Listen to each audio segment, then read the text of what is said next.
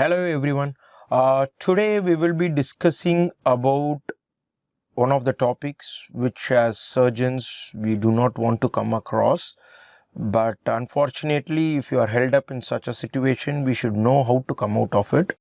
So it's about the management of postoperative infections in spine, which is nothing but a nightmare to a surgeon. So the reported rates of postoperative spine infection varies from 0.7 to about 16%, and it is one of the potentially devastating complication with a lot of mental trauma, not only to the patient but also to the attenders and especially to the treating surgeons.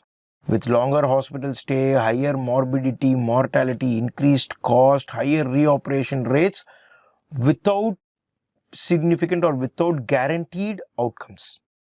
And low invasive interventions such as discectomies have lower incidence of post-op infections, whereas more invasive techniques like fusion and instrumentation have highest rates of post-op infections. The most common organisms which are isolated as per literature are Staph aureus, Staph epidermidis, methicillin-resistant Staph aureus and Enterococcus. So what are the challenges? Why are we afraid and so much scared about this postoperative spine infections? It is because they require prolonged intravenous antibiotics. Repeated surgical debridements may be necessary. Implant removal is warranted in many cases, which can often lead to deformity progression, neurodeficit or infective non-unions.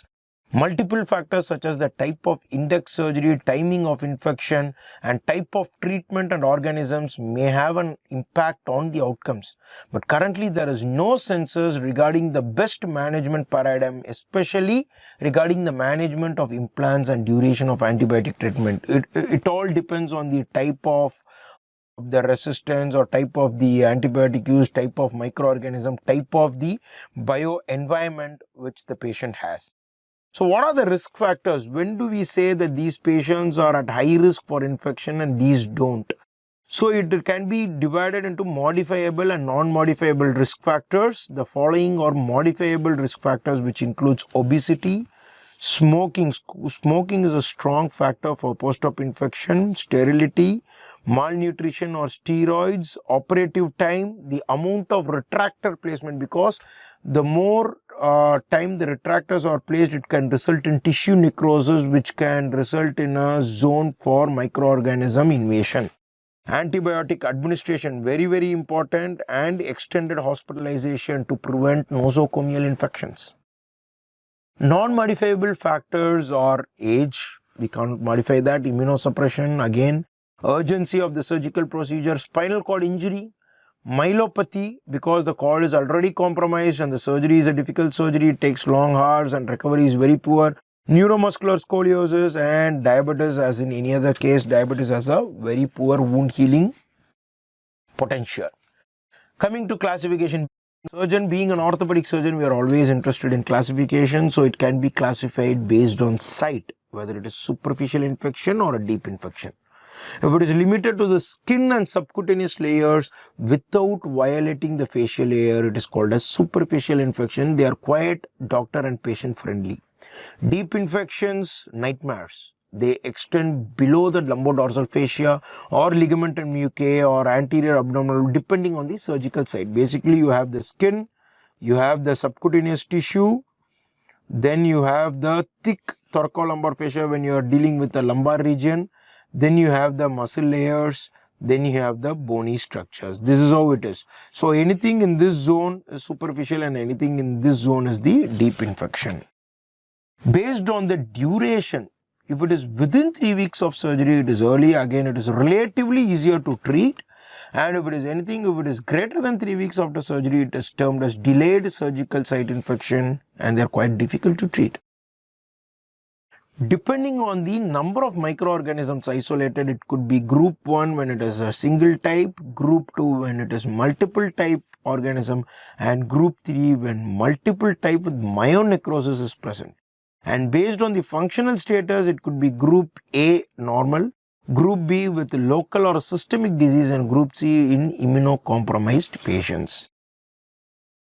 Coming to clinical features, why it is very important, why are we bothered about the these patients or postoperative spinal infection, what will happen? So how do they present? Usually the patient presents with insidious onset pain. That is the most common symptom. It could be an axial pain near the incision site or the wound site, or it could be a radiating pain which mimics the preoperative features. For example, if you're operating a patient with L4-5 disc prolapse with radiating pain, immediately after 2 weeks of surgery, if the patient comes with radiating pain again with severe back pain, you have to think in terms of infection first rather than a recurrent disc prolapse. The most common physical sign is erythema or swelling with signs of inflammation present, redness, warmth, tenderness. So these two are my patient. This patient came to me with swelling after about a month with back pain, and this patient is again, after the wound has completely healed, this patient came after about 2.5 months with localized collection and pain. So fevers are usually present in less than half of patients, and most patients do not become systematically ill or septic. Fatigue and weight loss are usually seen in chronic infection but not in surgical site infections. And wound drainage for greater than 1 week is a risk factor for deep infection. Suppose we may be operating on a diabetic patient or elderly patient, obese patient, and sometimes there may be some serosanguinous discharge from the wound, which we usually feel it is benign, and we cover them with good antibiotics. We will do regular dressings, clean dressings.